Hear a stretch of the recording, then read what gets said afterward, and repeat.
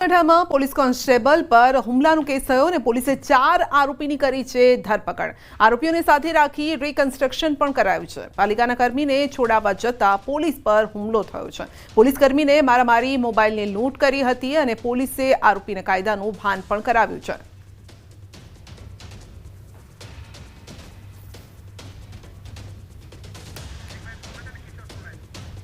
तो आगे વધુ અપડેટ મેળવીશું સંવાદદાતા કિશોર પાસેથી। જી કિશોર, મારામારીની ઘટના, પોલીસ કોન્સ્ટેબલ પર હુમલો।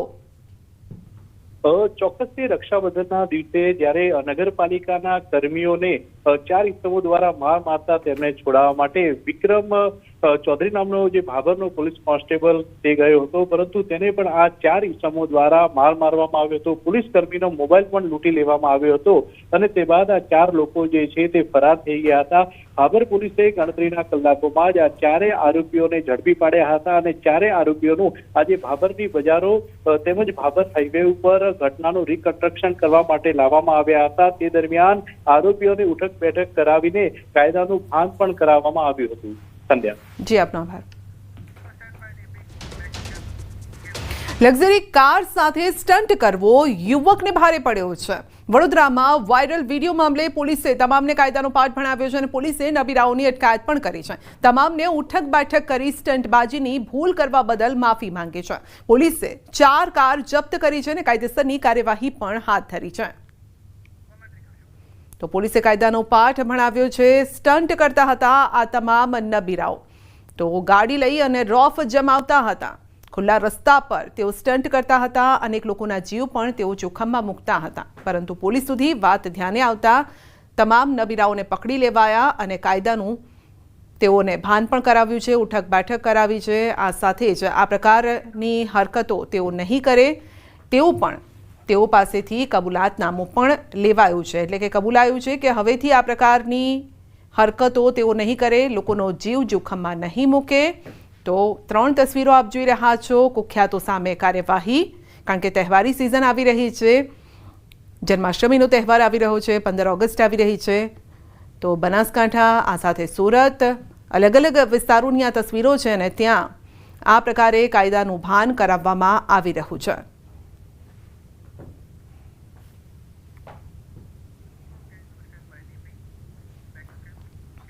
અમદાવાદના નહેરુ નગરમાં અકસ્માત અંગે પોલીસનું મોટું નિવેદન છે। કાર ચાલકની પૂછપરછ ચાલી રહી છે। ડીસીપીનું કહેવું છે ગાડી ચલાવનાર રોહન સોની હોવાનો ખુલાસો થયો છે। ગાડીની સ્પીડ જાણવા ફૂટેજ મેળવી રહ્યા છીએ અને રેસ લગાવી હોવાનું સામે આવશે તો કાર્યવાહી પણ થશે। એફએસએલ તપાસ કરવામાં આવશે, ડીસીપીનું કહેવું છે। બ્રેકની તપાસ આરટીઓ દ્વારા કરવામાં આવશે। ગાડી ચાલકની પૂરી તપાસ થશે।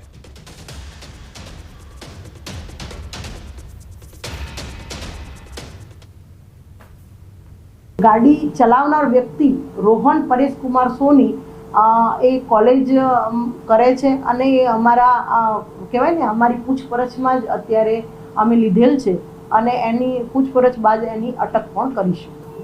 સીસીટીવી ફૂટેજ ઉપરથી અમે રોહનની આપે કહ્યું એ જ બાબતની પૂછપરછ કરી રહ્યા છે અને જો એમાં તથ્ય જણાશે તો એ જે 3 કાર જો રેસિંગ કરતી હશે અને ઓવર સ્પીડમાં હશે તો એના અંગે પણ અમે ગુનાની જે કલમનો ઉમેરો કરવાનો હશે એ અમે કરીશું। કારમાં આ રોહન પરેશ કુમાર સોની એકલો જ ચલાવતો હતો એવું અત્યારે હાલ તો એનું કહેવું છે। તો મહત્વનું છે કે નહેરુનગર અકસ્માતમાં મોટો ખુલાસો થયો છે, જેમાં આરોપી કાર ચાલકે લગાવી હતી રેસ। 3 થી વધુ ગાડીઓએ રેસ લગાવી હતી। રેસ લગાવવાના ચક્કરમાં અકસ્માત પણ સર્જ્યો। ગાડીમાં બર્થડે સેલિબ્રેશનનો સામાન મળી આવ્યો છે। કાર ચાલક સામે નોંધાઈ ચૂક્યા છે અનેક ગુનાઓ। આ પહેલા પણ ઓવર સ્પીડ, ડાર્ક ફિલ્મના ગુનાઓ નોંધાઈ ચૂક્યા છે। પોલીસ સાથે ઘર્ષણના ગુના પણ નોંધાઈ ચૂક્યા છે।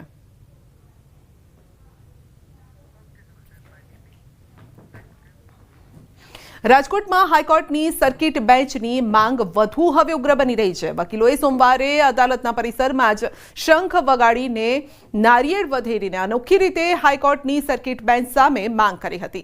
વકીલોએ સૂત્રોચ્ચાર સાથે પોતાની વર્ષોથી ચાલી આવી રહેલી માંગને ફરીથી બુલંદ કરી છે અને તેમની માંગ છે કે સૌરાષ્ટ્ર કચ્છ માટે હાઈકોર્ટની સુવિધા રાજકોટમાં જ ઉપલબ્ધ થવી જોઈએ, જેથી લોકોને અમદાવાદ ધક્કા ન ખાવા પડે। આ આંદોલનમાં 111 નાળિયેર વધેરી લડતની નવી શરૂઆત કરવામાં આવી।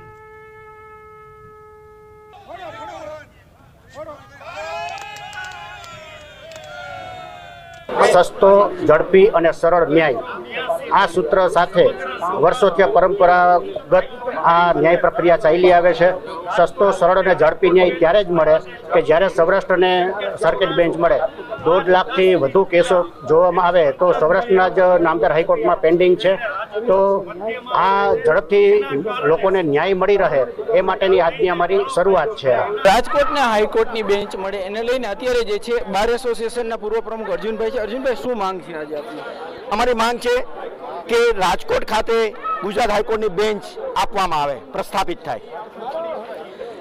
અમારી આ માંગણી જ્યારે રાજકોટમાં 400 વકીલો પ્રેક્ટિસ કરી રહ્યા હતા, એટલે કે 80ના દાયકાની આ વાત છે, જેને આજે 4 દાયકાઓ જતા રહ્યા છે. આજે 4000 વકીલો રાજકોટ ખાતે પ્રેક્ટિસ કરી રહ્યા છે અને એ વકીલોને હાઈકોર્ટમાં એપિયર થવાની તક મળે, નાનામાં નાના અને ગરીબમાં ગરીબ લિટિગન્ટને ઘર આંગણે ન્યાય મળે એ કલ્પના સાથે આજે આ લડતની શરૂઆત કરી રહ્યા છીએ. ચોક્કસથી જે રીતના વાત કરવામાં આવતા અહીંયા 111 શ્રીફળ જે છે એ વધારીને આજે આ માંગ છે તે પૂર્ણ કરવામાં આવશે. ખાસ કરીને જે રીતના શ્રીફળ પણ જોઈ શકો છો, ભારત માતાની જે પ્રતિમા છે તેમની આગળ આ શ્રીફળ રાખવામાં આવ્યા છે. હાલ આપણી સાથે અન્ય વકીલ છે, આપણે એમની સાથે પણ વાત કરીશું. આ માંગ પૂર્ણ ન થાય તો આગામી શું કાર્યક્રમ રહેશે? માંગ તો અમારી પૂર્ણ થવાની જ છે. ભારતના દરેક રાજ્યોમાં મોટાભાગની હાઈકોર્ટની બેન્ચો આવેલી છે. ગુજરાત એક માત્ર એવું સ્ટેટ છે, ફક્ત અમદાવાદમાં જ એકમાત્ર મુખ્ય બેન્ચ છે અને રાજકોટમાં તો આઝાદી પહેલાંથી હાઈકોર્ટની બેન્ચ કાર્યરત હતી. કે જે રીતના આ જે લડત છે, લડતના શંખનાદ કરવામાં આવી રહ્યો છે. સીધા જ દ્રશ્યો જોઈ શકો છો, વકીલો અત્યારે ભેગા થયા છે અને માંગ સાથે જે છે વાત કરી રહ્યા છે. હાલ આપણી સાથે જે છે અહીંયા વકીલો છે જે શંખનાદ કરી રહ્યા છે. શંખનાદ કરીને જે છે એ પોતાની લડતના ઈંધણ આપી રહ્યા છે. માંગ પૂર્ણ ન થાય તો આગામી સમયમાં પણ તેઓ દ્વારા વિવિધ કાર્યક્રમો કરવામાં આવશે તેવી વાત પણ અહીંયા કરવામાં આવી રહી છે. હાર્દિક જોશી, ન્યૂઝ 18 ગુજરાતી, રાજકોટ. કચ્છના વિશ્વ ઉમિયા ફાઉન્ડેશનના પ્રમુખનું નિવેદન છે. પાટીદાર સમાજમાં વન ચાઇલ્ડ નો ચાઇલ્ડનો ટ્રેન્ડ શરૂ થયો છે અને આ ટ્રેન્ડથી સમાજનું સંખ્યાબળ ઘટી રહ્યું છે. પાટીદાર સમાજમાં હવે 3 થી 4 બાળકોને જન્મ આપવો પડશે, જેનાથી સમાજનું અસ્તિત્વ ટકી રહેશે તેવું આરપી પટેલનું કહેવું છે.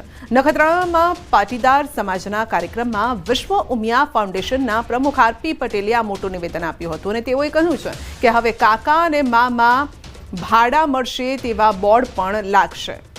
તો સમાજમાં સંખ્યાબળ ઓછું થવાના કારણે સામાજિક તાકાત અને રાજકીય શક્તિ ઘટતી જાય છે, જે માટે હવે 3 થી 4 બાળક પેદા કરવા પડે તેવી પરિસ્થિતિ સર્જાઈ છે. ધીમે ધીમે સમાજનો સંખ્યાબળ ઘટતું જાય છે. આ વિશે ક્યારે ચર્ચા કરીએ છીએ તમારી કારોબારી કે જનરલ મીટિંગની અંદર, પણ હું માનું છું સાહેબ ત્યાં સુધી આની ચર્ચા નહીં થઈ હોય, કારણ કે સમાજનું સંખ્યાબળ ઘટે છે અને સંખ્યાબળ જ્યારે ઘટે છે ત્યારે ઓટોમેટિક એ સામાજિક તાકાત ઘટે છે અને સામાજિક તાકાત ઘટે છે ને ત્યારે રાજકીય શક્તિ પણ ઘટી જાય છે. રાજકીય શક્તિ ઘટે એટલે ઓટોમેટિક તમારી સનાતની શક્તિ ઘટે અને ધીમે ધીમે ધીમે તમે તમારા અસ્તિત્વ માટે પણ લડવું પડે એ પરિસ્થિતિનું નિર્માણ થાય છે. ભ્રૂણ હત્યાનું દૂષણ આપણા સમાજની અંદર ઘણું મોટું ચાલ્યું.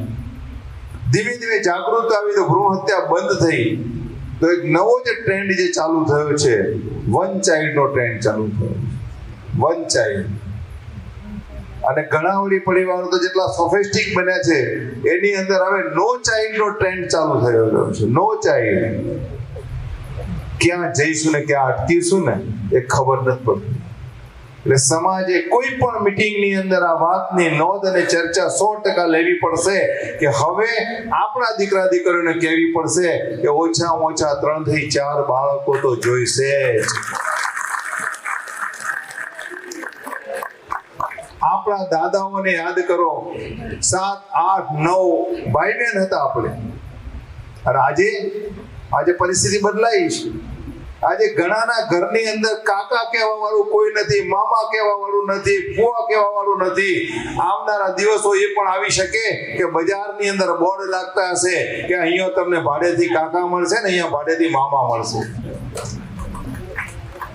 આજે જે વાત આપણને હાસ્યાસ્પદ લાગે છે ને એ આવતીકાલની હકીકત બનવાની છે. અત્યાર સુધી રાજ્યમાં સરેરાશ